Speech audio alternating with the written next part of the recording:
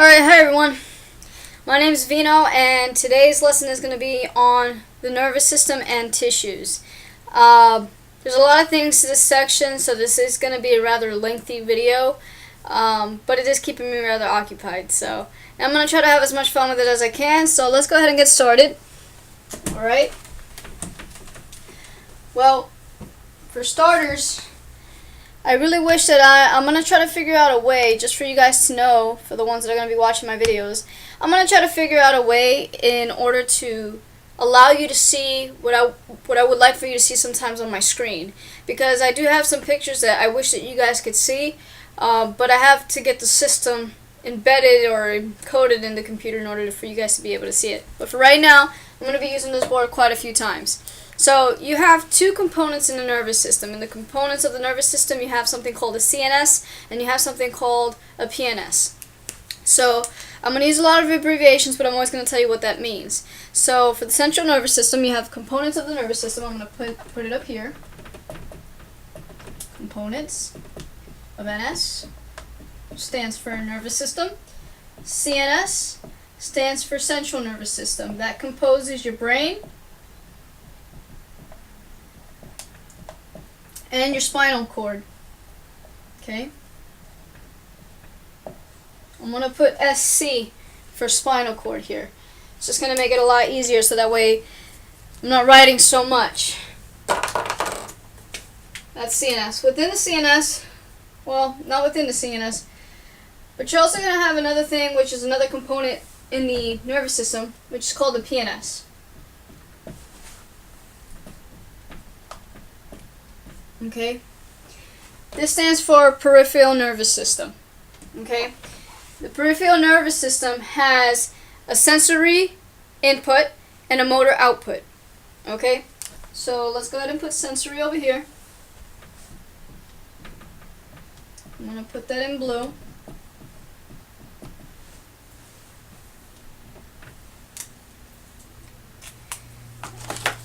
And motor output, I'm going to put in red.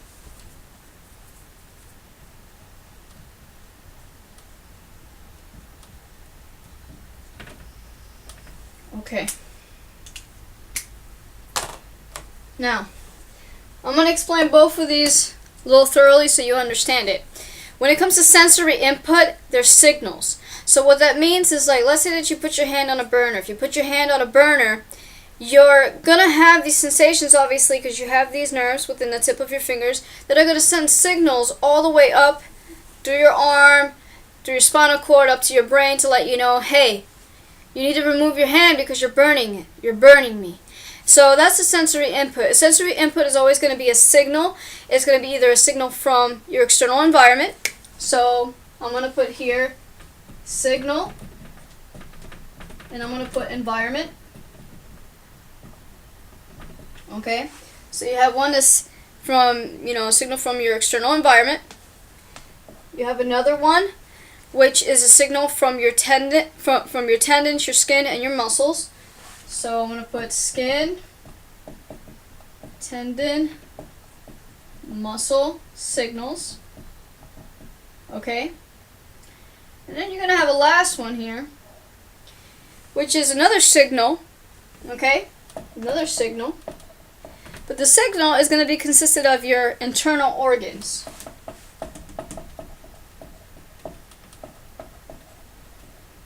Okay, so that's pretty much sensory. Now, there's a key word here, okay? If you notice, I said it 3 times, okay? Probably even more than that. I have signal, signal, and signal, okay? Sensory input, signal, okay? You're getting a signal for whatever the senses are perceiving to your brain to let you know that you need to either remove your hand from a certain place or either stop what you're doing because it's hurting or anything. It's a signal, okay? A motor is different. A motor is not necessarily a signal of any sort. It's something that, well, something you want to do. And in the motor output, it's going to have 2 divisions. It's going to have a somatic division and it's going to have an autonomic division. So the somatic division is something that pretty much involves your skeletal muscles. Okay, so it controls your skeletal muscles. It's voluntary. You can actually, extend your hands out. If you want to go running, you tell your body, okay, I'm ready to run or whatever. And that's the skeletal muscles. That's something that you control. In your autonomic division, it's something totally different.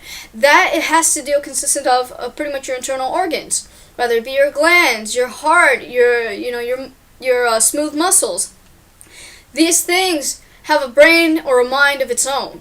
You don't have to worry about telling your heart to beat for you. It automatically does it for you, which is a good thing, because just imagine if you had to tell yourself every time you had to have a contraction or a pumping in your blood, or in your heart. That'd be terrible. You have so many things to control. So that's why we have these two divisions, because obviously the autonomic division helps to do things for you, while the somatic is what pretty much you do for yourself. So I'm going to go ahead and branch this out for motor, so that way you can write it down if you guys are visual learners.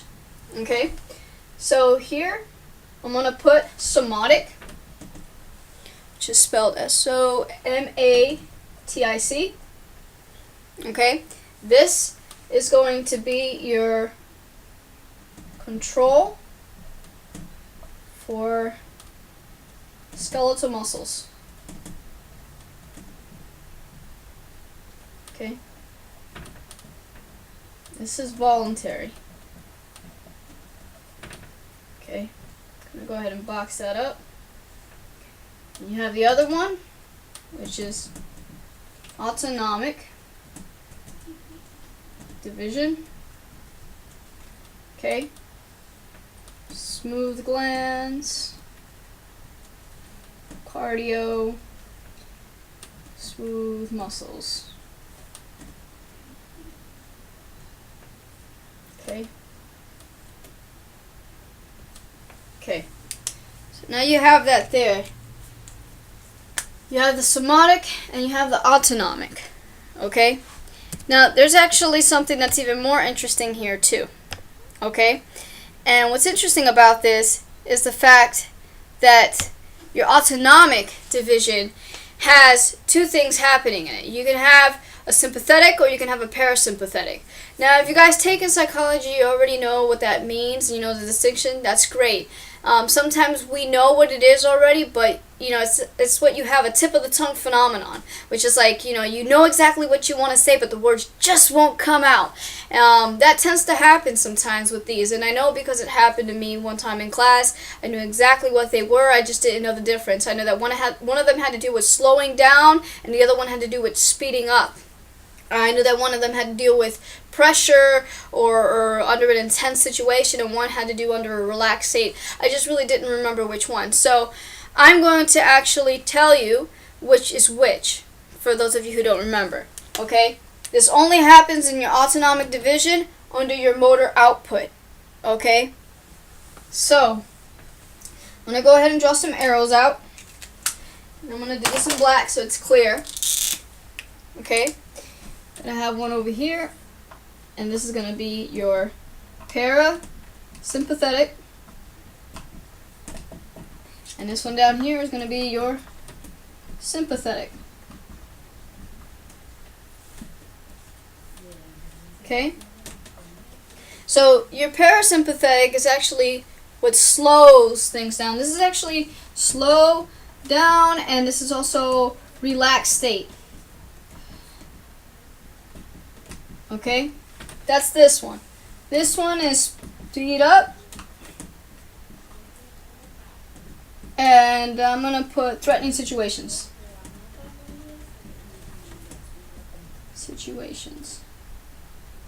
Okay, had to kind of write extremely small, but if anything that says threatening situations. Now, I really want to get into depth in something here, because sometimes people think that, well, it's sympathetic, so everything automatically already speeds up, or it's parasympathetic, so everything automatically slows down. Well, that's really not quite the case, you see, because our bodies are really interesting. When under a parasympathetic state, yes, most of the things in the components of your body tend to slow down because it's relaxed. But think of your GI, for example. Your GI stands for your gastrointestines. When you're in a relaxed state, your GI actually works faster, Meaning, when you're eating something, your digestive system will actually cut down that food and construct it into energy a lot quicker than it will actually happen in a state of sympathetic.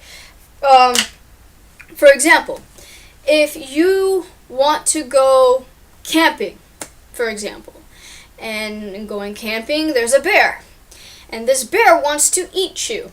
Do you really think that you're going to want to pull down your pants and possibly take a poop? No, you're not going to have time to do that, okay? Most likely what's going to happen is it's going to suck everything back up, and you're going to be like, okay, I got to run because I got to get out of here. So your stomach is going to kind of close, okay? And then your pretty much your saliva section or whatever, when you salivate, it's actually going to dry up because you're scared. Now, when you relax, these things tend to happen a little bit quicker. You know, like you salivate a little bit more, and your mouth is a little bit more, has a lot more saliva in it than it would have beforehand. So that's exactly what I'm trying to get at here. For your sympathetic, it's usually going to cause things to speed up. The most time that you'll actually see that is, for example, your heart. Okay? You wouldn't want your heart to be racing in a parasympathetic state because obviously you're in a relaxed state, so why would your heart be racing, you know? So you really want to avoid that because obviously if not, you're prone to getting a heart attack or going to cardio arrest, or, you know, nobody wants to have palpitations. So that's kind of the meaning of what I'm trying to get here for the nervous system. So now we're going to go ahead and kind of move on, okay? Before I even erase this from my board, it is essential that you write it down or look at it, or even go online and find something that has it, you know, put components of the nervous system, and I think everything should pretty much pop up for you. If it doesn't, feel free to let me know. I'll be more than happy to send you some pictures or stuff like that can help you, and it's actually a lot more organized than what I have up here because I don't write as neat. So for your CNS, it's going to compose obviously of your brain and your spinal cord. The functionings of that, though, is to receive, process, and transfer information. Okay, so CNS the function of this is to receive, process, and transfer information. That is the job, and that is the functioning of the central nervous system. The peripheral nervous system, on the other hand, it's actually a component, and the components of the nervous system are outside the CNS. That's why we have what you call the peripheral nervous system. Okay, so within those peripheral nervous system, you have obviously the sensory, and you have the motor, which is the output. Now, sensory carries information towards your CNS. Motor carries information away from your CNS. So it's exactly as I told you earlier. You're going to receive your senses. It's going to go up to your brain. So it can tell the signals of whatever it is that you have to do. It's going to carry the information towards your CNS. For motor, it's going to go away. So it's going to start probably from here and down. Okay? Now, we're going to go ahead. I'm going to erase this from the board because now I'm going to talk to you about histology. Histology of the nerve tissues. Okay? If at any point you feel like you have to go back, rewind it, stop it, pause it, do whatever you have to do to make sure that you are understanding and you're with me throughout this whole entire lesson. Okay? That's the blessing about recordings. You get to go back instead of having to feel like you have to watch it only one time. So this is going to be the histology. Histology of nervous tissue.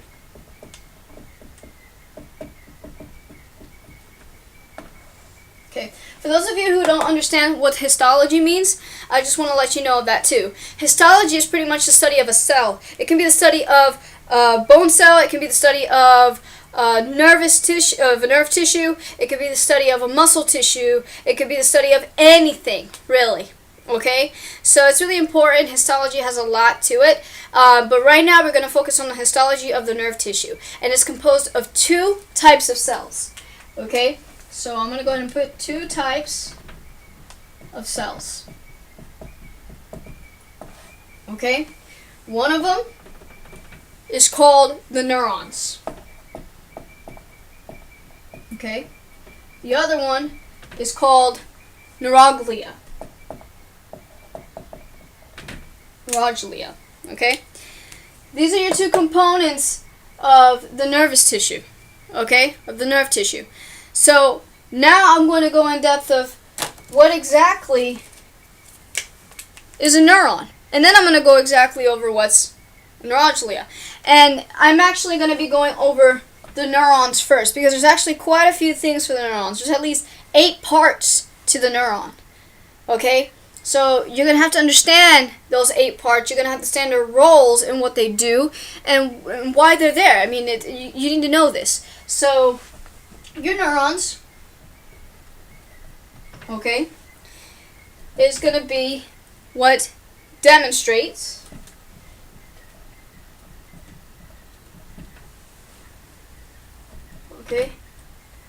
electrical excitability.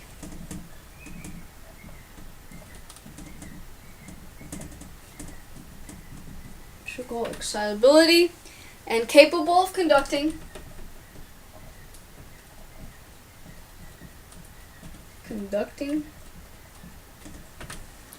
impulses. Okay, so I'm going to go ahead and put a star down here, because I'm going to put a little note here for you to know about. And it goes something like this. Okay, the neurons, they respond. Okay, they respond to stimuli and convert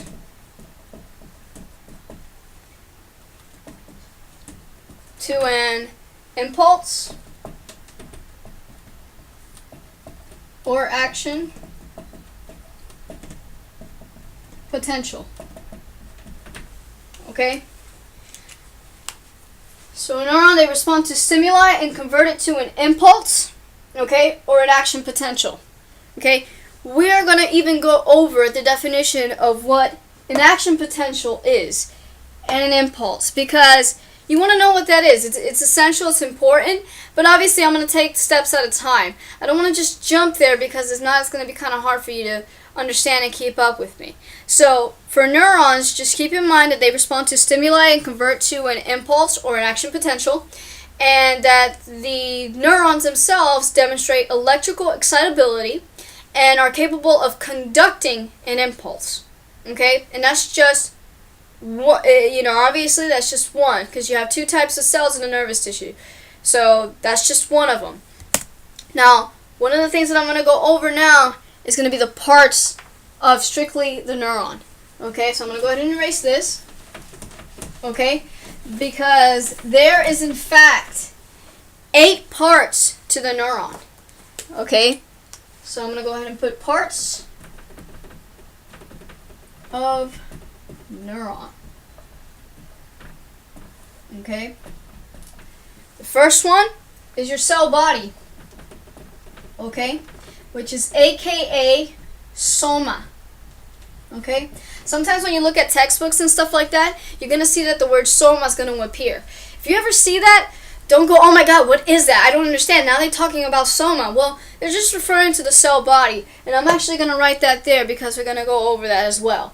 The second thing that you have is your dendrites. Okay? Your third is going to be your axon. Your fourth is your Schwann cells. Okay? Your fifth is going to be node of Ranvier. Okay? Ranvier. Your sixth is going to be your axon terminals.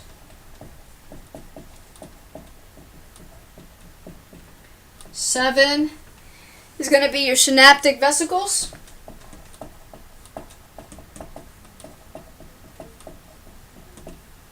And of course, your last one, not least, your 8 is going to be your neurotransmitters. Okay. So, parts of the neuron. You have your cell body, your dendrites, your axon, your Schwann cells, your node of Ranvier, your axon terminals, your synaptic vesicles, and your neurotransmitters. Okay? Now, you're going to be expected to know what each of these do, what each of these roles are, okay?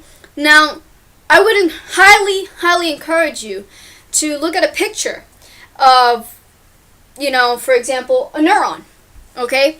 And to have a picture of that where you see the cell body, where you see the dendrites, where you see the location of the axon, where you see the Schwann cells, the node of Ranvier, the axon terminals, the synaptic vesicles, and the neurotransmitters. You want to be able to see that so that way when you look at it, you actually know, okay, what you're looking at. So I have some pictures that I can actually send to you if you guys need that visual. Just send me a link or anything, send me that, and I'll try to, figure out a way to send you that so that way you can actually see it.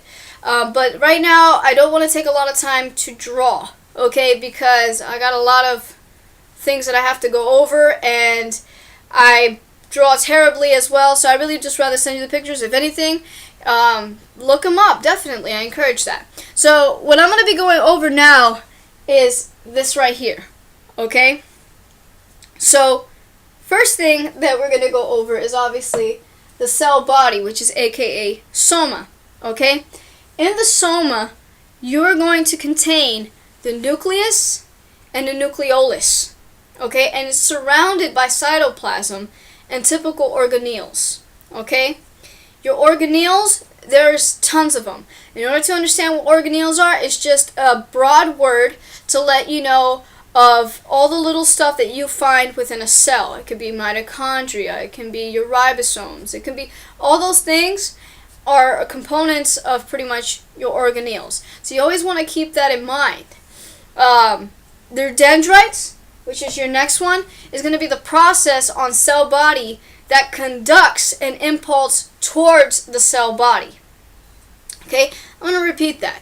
Okay, your dendrites, okay, is a process on the cell body that conducts an impulse towards the cell body. I'm going to actually put a keynote up here for you by dendrites, and I'm just going to put here impulse towards, okay, cell body, okay? This is like key words, okay? And if you're ever going to be taking an exam and stuff like that, those are the kind of keywords you want to look for in the examination. You don't want to spend too much time rereading it because you're going to get confused and you're not going to know the difference. You'll be like, oh my god, well, wait a second, is it an axon or is it a dendrite? Or I don't know, which one's doing what. So just know that the impulse is going towards the cell body. Okay, it'll make your life a lot easier. With the cell body or the soma, just know that it's what contains. Okay, let me go ahead and make sure my marker works here. Okay, it's going to have the nucleus and nucleolus. Okay, and this is obviously what's surrounded by cytoplasm. Okay, I'm not going to write the cytoplasm down. Okay, the next one, we have axon. Okay, your axon are nerve fibers arising from the cell body. Okay, capable of conducting an action potential impulse. Okay, now I'm going to go ahead and put that here. I'm going to put nerve fiber. Okay, nerve fiber arising from the cell body. Okay, and it's going to be capable of conducting, and I'm going to put conducts, okay, an action potential.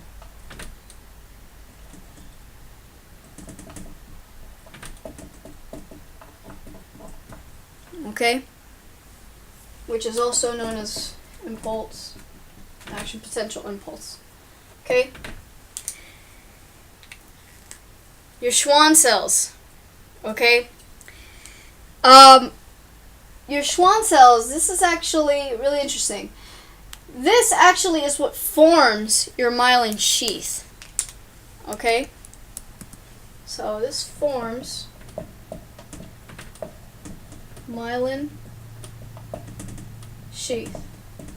Okay, but we're going to actually go over what myelin sheath does. Myelin sheath actually helps with the action potential, helps with the impulse, so it can go actually a little bit faster. with your node of Ranvier, okay, node of Ranvier, this is going to be an area of an axon, okay, where an action potential occurs, okay, so I'm going to put where action potential occurs, okay. The action potential actually occurs here. And the reason for that is because this here, the node of Ranvier, it contains no myelin sheath. Okay? It contains no myelin sheath. Alright? Let me make sure I spell this correctly.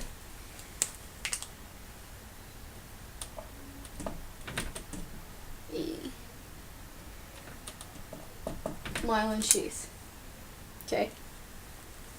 This is the correct spelling. This is wrong spelling, but you can go ahead and just correct it. It's myelin. That's myelin. That's how you spell it. Okay. Your axon terminals. Okay. Just this next part right here is going to be your dilated terminal end of neuron, which stores your synaptic vesicles. So within your axon terminals, you're going to contain the synaptic vesicles, and within your synaptic vesicles, you're going to contain your neurotransmitters. Okay? That's awesome. So you see how everything is kind of like, boom, it's all in there? Okay, that's exactly what I'm referring to. So your axon terminals, I like to think about Terminator. That's actually how I remembered it. So you know how Terminator likes to terminate things, and usually the word terminate means to put an end to it. So that's exactly what it means. So axon terminal is actually the end of a neuron. Okay? So there's no way you're going to forget that now, because every time you hear that word axon terminal, you're going to think Terminator. So it's going to put an end to everything. Okay? So it's the end of a neuron. Okay? That's what an axon terminal is. And you have to remember that this is what stores the synaptic vesicles. Okay? Stores synaptic vesicles. Okay? Which is actually our next word right here. So the axon terminals contains the synaptic vesicles, okay? And the synaptic vesicles store the neurotransmitters.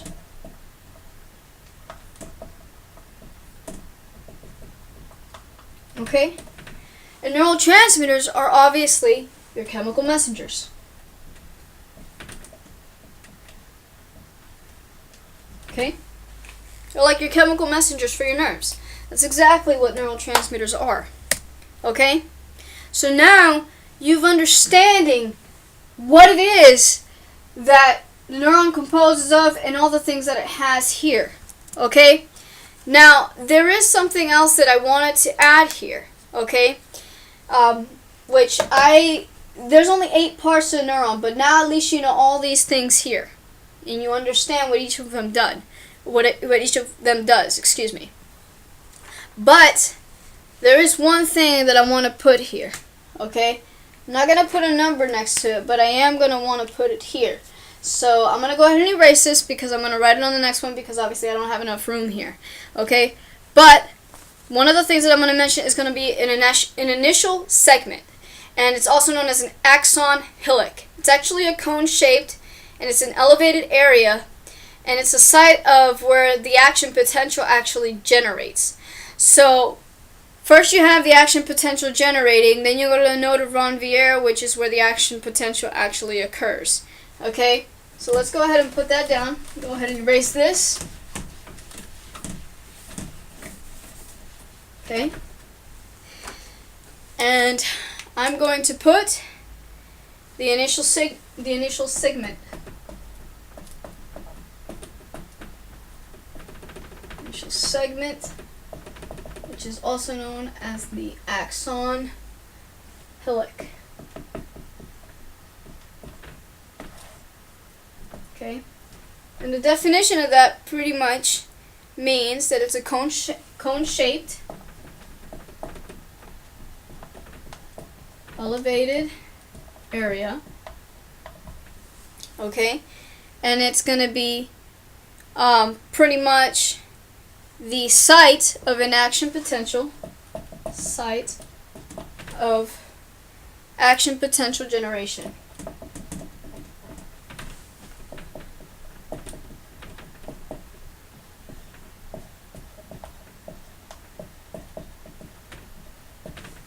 Okay, so there you have it. Initial segment, axon helic, cone-shaped elevated area, site of action potential generation.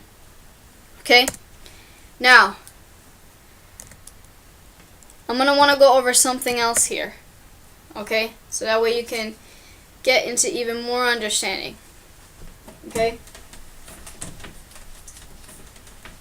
because before we go to the neurology, I want you to really understand everything about the neuron, which I've pretty much went over. But I want you to understand the difference between a cluster, and a bundle. Okay, so I'm going to show you the cluster and bundle terminology for a CNS and a PNS. It's going to be really important because you're going to be able to have to distinguish these. So this, I'm actually going to draw a little square here. Kind of like this. Okay. Then I'm going to make a box here. Like that. You're going to want to make another box here. Like that. Okay. Go ahead and mark it like this. Okay. Do another box here. Okay. Put it in different colors so that way you can clearly see it. I'm going to put PNS up here, and I'm going to put CNS on this section over here.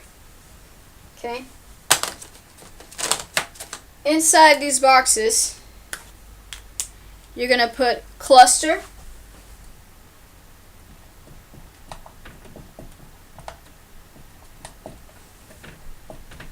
cluster of cell bodies.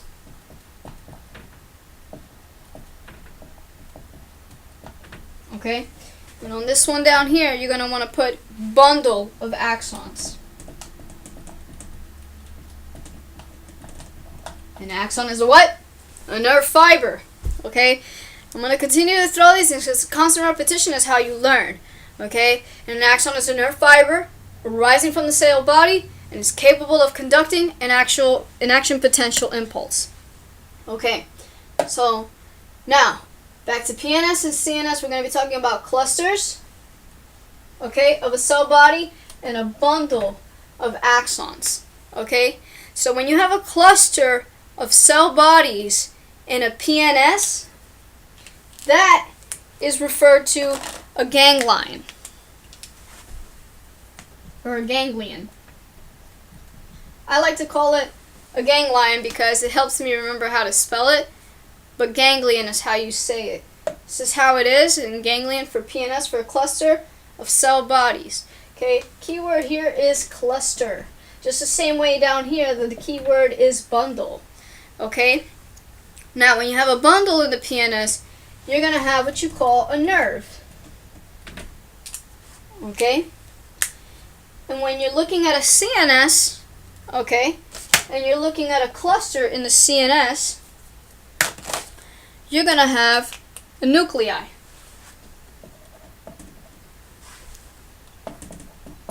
Okay, cluster of cell bodies under a CNS is a nuclei.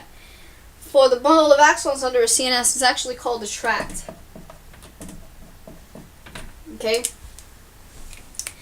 you most certainly want to write that down. Okay, it's really important and it's actually extremely helpful. So let me go ahead and make sure that you guys can see that. Okay, this is cluster of a cell body. Okay, this is bundle of an axon. Okay, under PNS it's going to be a ganglion, and that's for a cluster. For bundle it's going to be a nerve. For CNS, a cluster is going to be nuclei, and for CNS bundle is going to be a tract. All right, so we're doing good so far. Let's go ahead and do a little bit more continuation.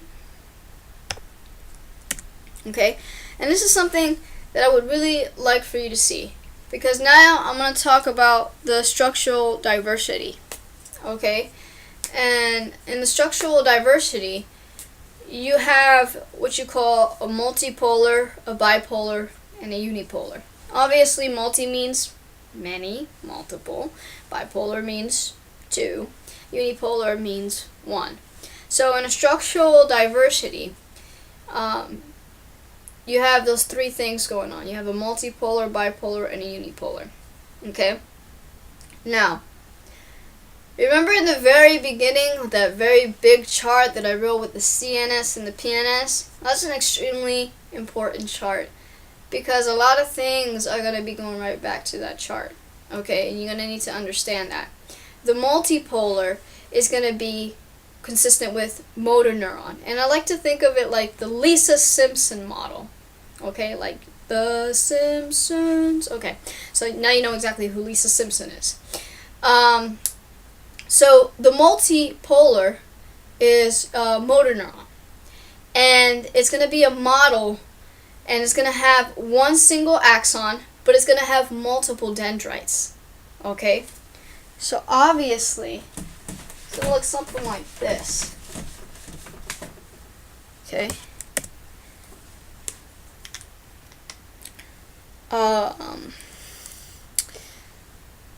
So if we were to look at a cell body,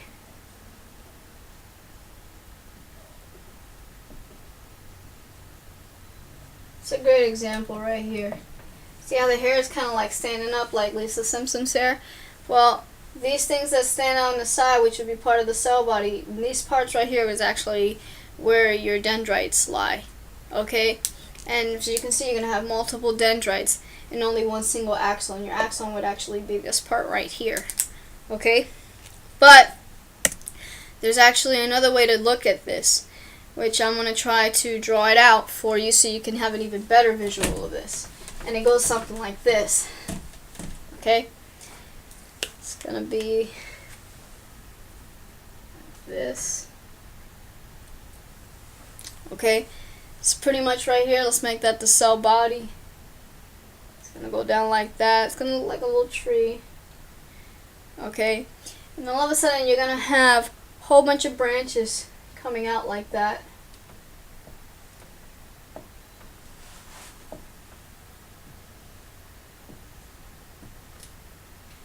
Within those branches, you're going to have other little branches coming out.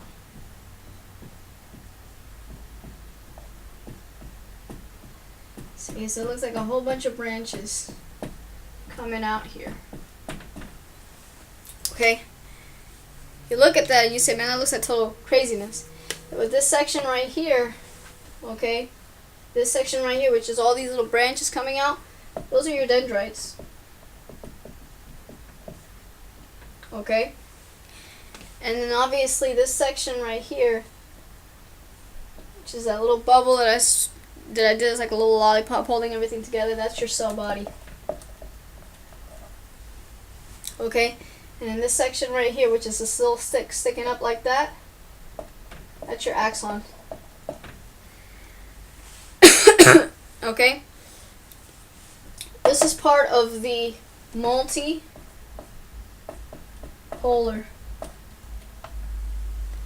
Okay? And this one is actually sometimes referred to as the Purkinje cell of the cerebellum. So I'm going to go ahead and write that down. That's Purkinje.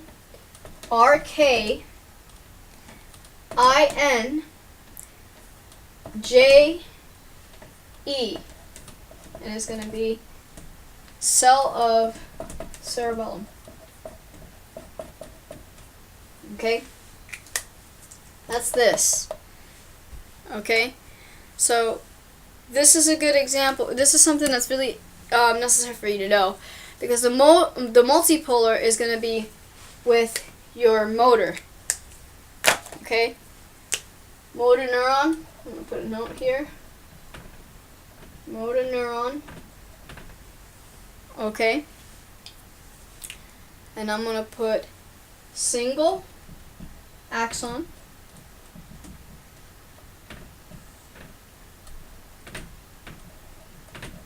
Multi-dendrites.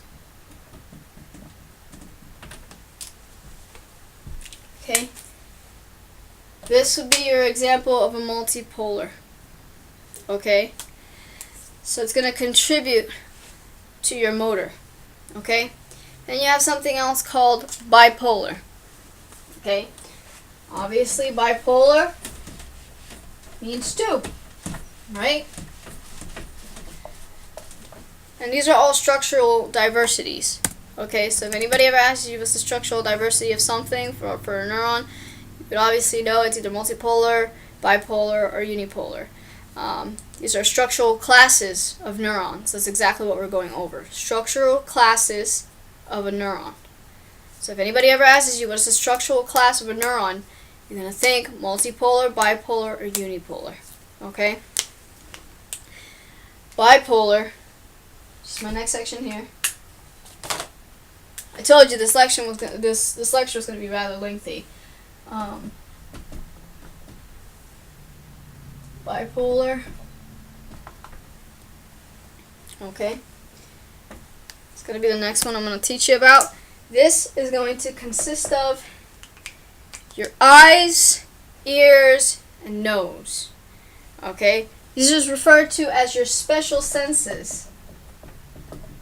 Special senses. Okay? And I'm going to go ahead and put here eyes, ears, nose.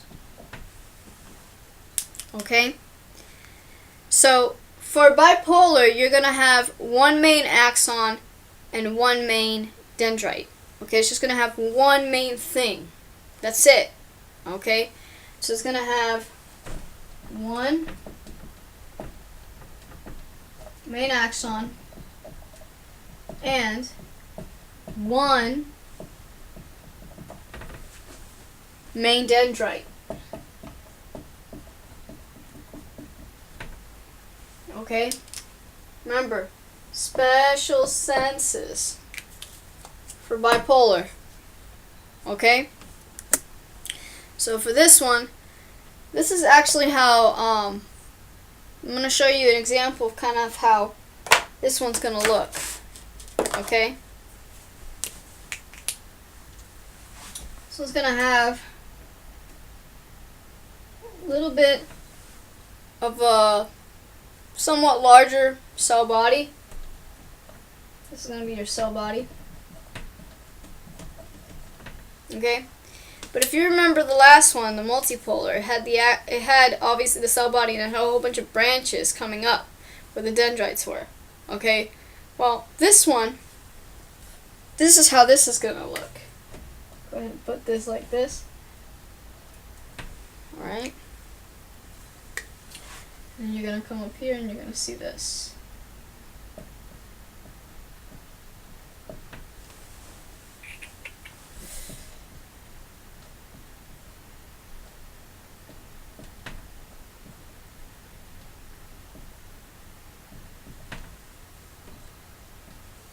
Okay, so you can see the other one had like tons of multipolar. This one doesn't have as many, and the cell body is actually a little bit bigger. This obviously right here is your axon, and this obviously up here is your dendrites. Okay, and this is an example of a bipolar. And this, the one that I drew specifically in olfactory, smell, olfactory cell. Okay? And if they say retinal cell, you're going to think your eyes. Okay? So this is your bipolar cells. Your bipolar, it's rare, it's found in some special sensory organs, such as like your olfactory mucosa and your eyes and ears. Okay? Your multipolar is most abundant in the body. It's the most abundant in the body, and it's the major neuron type in the CNS. Okay, so you guys got that one down. Okay, so we got the multipolar, which is motor, bipolar, which is special senses, and unipolar, which is the next one we're going to go over.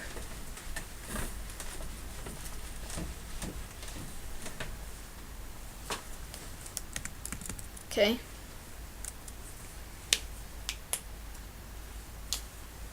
Let me go ahead and put unipolar up here.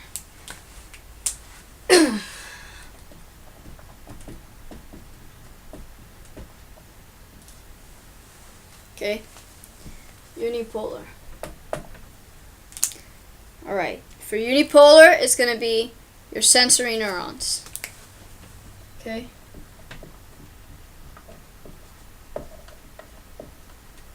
And ain't that something, you know? We already went over motor, you know, sensory was bound to come up, right? Part of your PNS. Going right back to the beginning. So unipolar sensory neurons. Okay? It's going to be touch and a stretch. Okay?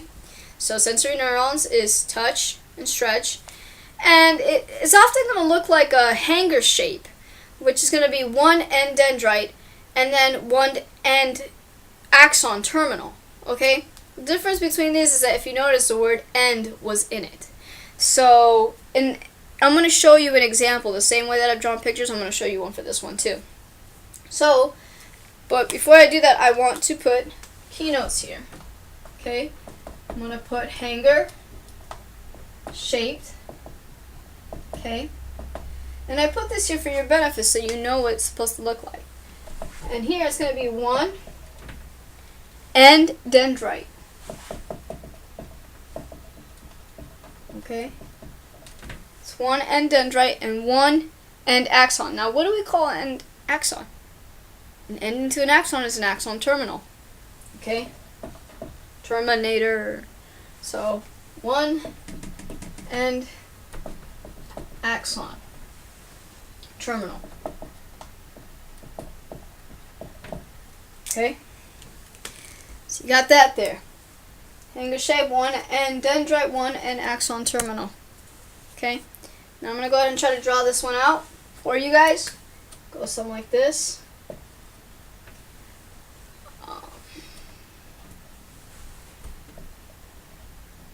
Okay, this right here, that's your cell body. And this is pretty much what we're referring to being the hang shaped. You know, this is kind of telling you what the unipolar is supposed to look like because you have the cell body that's kind of hanging out, you know. So then you have obviously your little tree branches that are going to sprout out like that, right? Okay. Like that. Okay. And these specifically though, this what you see up here is going to be your receptive endings. Okay.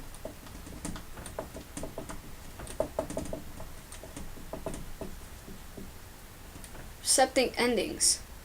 Okay. And this up here, this section right here, is going to be your peripheral process axon. Okay.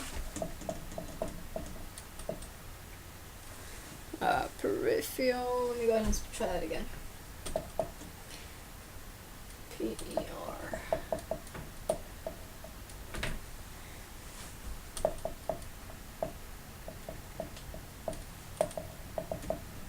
Peripheral process, axon. Okay? And then this part down here is going to be your central process, axon.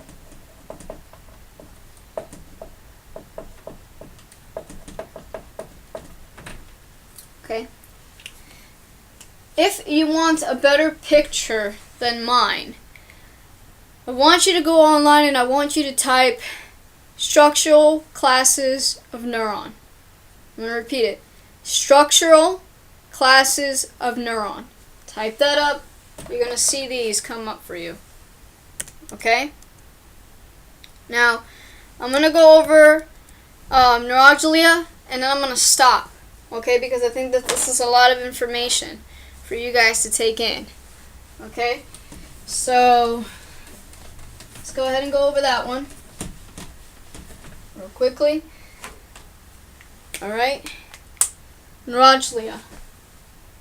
Okay.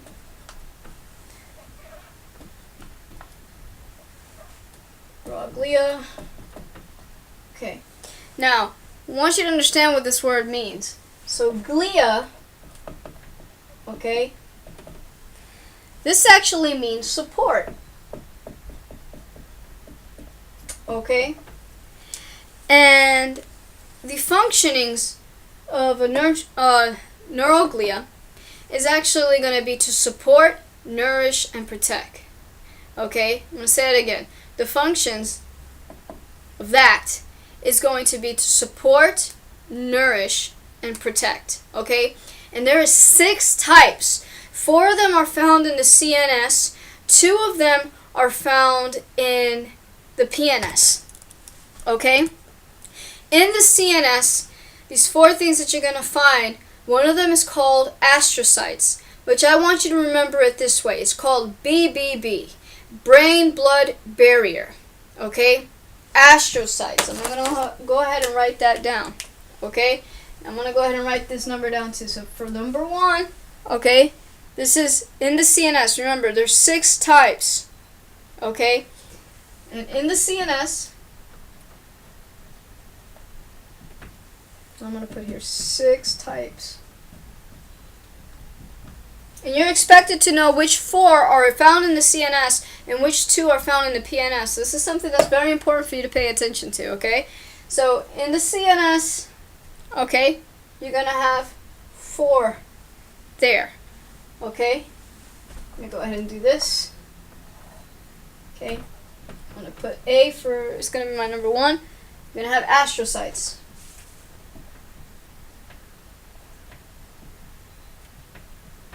Okay, BBB equals brain blood barrier. Okay, so what does the BBB does? What does the brain blood barrier do?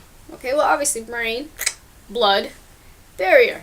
Okay, this is what restricts movement of material between blood and your cerebrospinal fluid. Okay, what I'm going to do is that I'm going to be putting CSF. CSF means cerebrospinal fluid. Okay, so for your BBB, it's going to restrict movement of material between blood and your cerebrospinal fluid. Okay, so let's go ahead and put that as a keynote here. Okay, restrict movement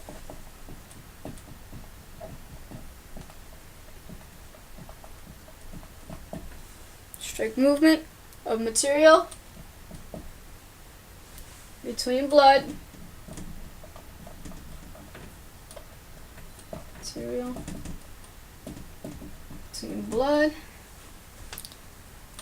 and CSF, cerebrospinal fluid. Okay. My next one, which is B, okay, is going to be the oligodendrocytes. Oligodendrocytes. That's a long word, so let's go ahead and put that up here. It's OLIGODENDROCYTES.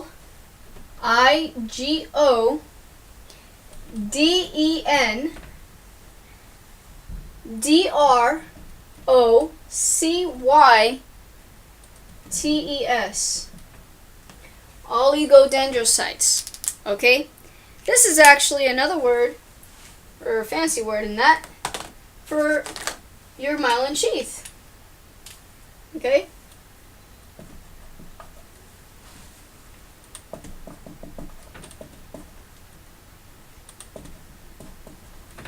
Okay? And it's actually, the white matter is going to equal the lipids, okay? And it surrounds many axons, okay? So the reason why it surrounds the axon is to actually help the action potential or the impulse flow a little bit quicker. So it's kind of like a wire, you know, like when you have electricity and stuff like that and you plug the electricity part. If you have a little rat who chews on that, right, or on that wire, you're going to see all the little cables. Well, think of all those little cables going to be, every single cable is actually connected together. All those cables connected together is going to make the axon. And then the actual wire or whatever that's outside to protect yourself from the electrical voltages that are going to be passing through so it can flow gently and smoothly, I guess, to charge your phone or to charge your computer. What's going to happen is that outside part is going to be your myelin sheath, because it's going to be your protective source where it's going to allow that electrical voltage to flow freely. Okay, so your oligodendrocytes is actually your myelin sheath, and it's going to be white matter, lipids surrounding many axons. Okay, the next one I'm going to go over is called microglia. Microglia. Put it up here. So it's going to be micro and then glia at the end. Microglia. Okay? This is known as phagocytosis. Okay? Let's go ahead and write that here.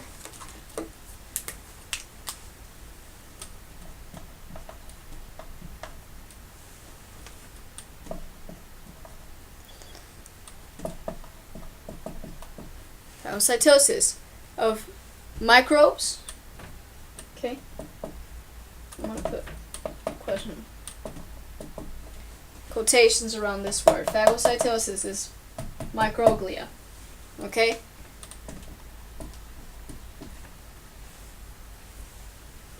Okay, phagocytosis of microbes and cellular debris.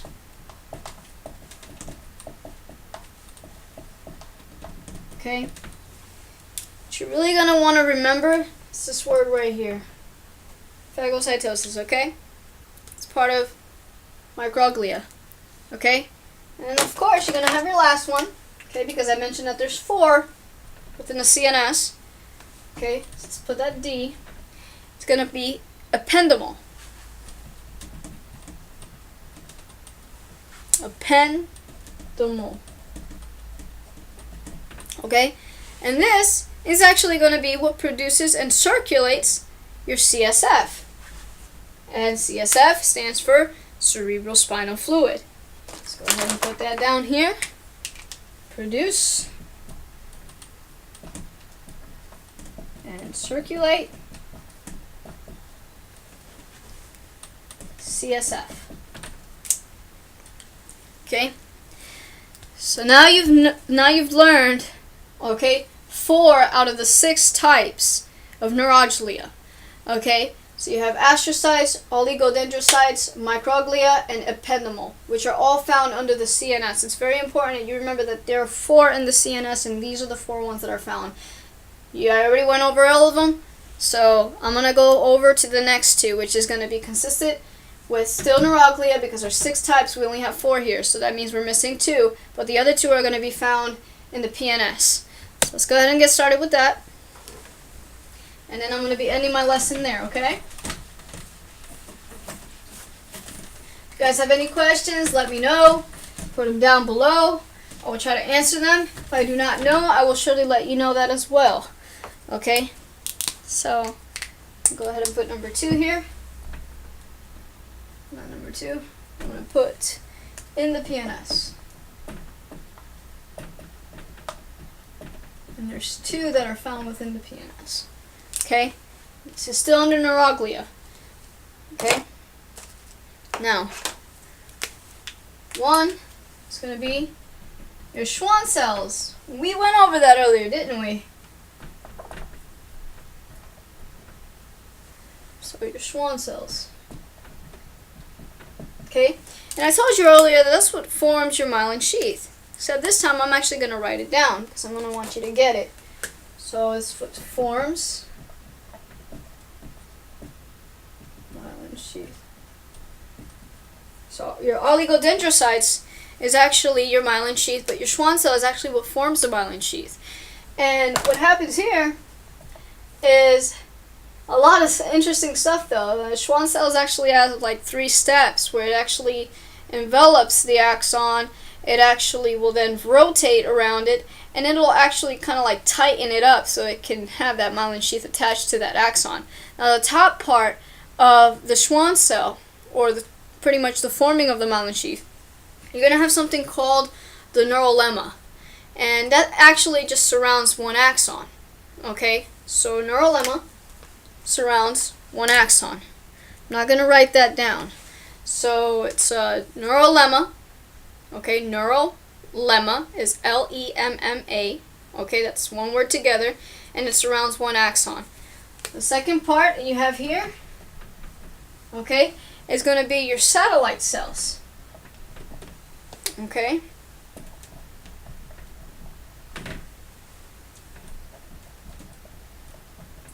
Okay? And your satellite cells are found around cell bodies, and they regulate an exchange of materials between cell body and the interstitial fluid. That's a lot of things that's a lot to put up here, but I'm going to put that up here because I think that's very important. So this is found around cell bodies.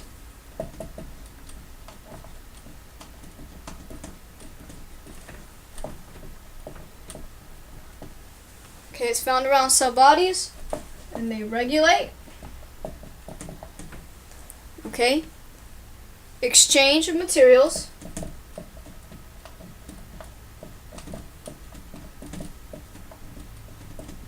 Exchange of materials between the cell body. I'm going to put soma because I want to keep this in your brain. Soma means cell body. Okay? And interstitial fluid. Interstitial fluid. Okay? This is going to be the key words right here for that one. Soma and interstitial fluid. It's going to regulate exchange of material between the cell body and the interstitial fluid. That's your satellite cells. Okay? Unmyelinated axons or cell bodies appear as gray matter. You're going to learn that when it's time for you to look at the spinal cord. Okay? In the spinal cord, when you take anatomy lab and you actually have a visual of what it is that a spinal cord looks like, you're going to see that one of the parts is going to appear white and the other one's going to appear gray. Okay?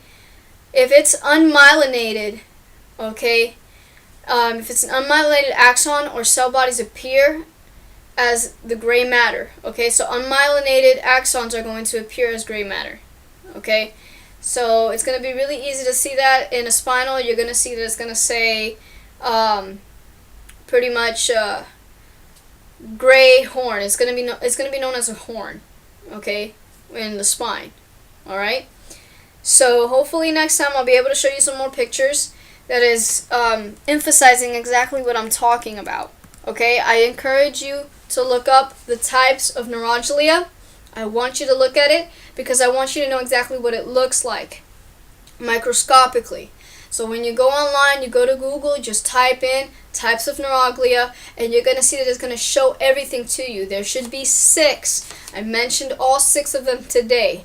I put the CNS up there, and I put the PNS up there. Okay, remember your CNS, the epidermal cells, the oligodendrocytes, the astrocytes, and the microglia. And then for your PNS is your satellite cells and your Schwann cells. I have told you what they do. I have told you their functioning. Please look it up. If you guys have any questions, please post them. And thank you so much for watching this video. You guys have a wonderful day. It's been a pleasure teaching you today. Ciao.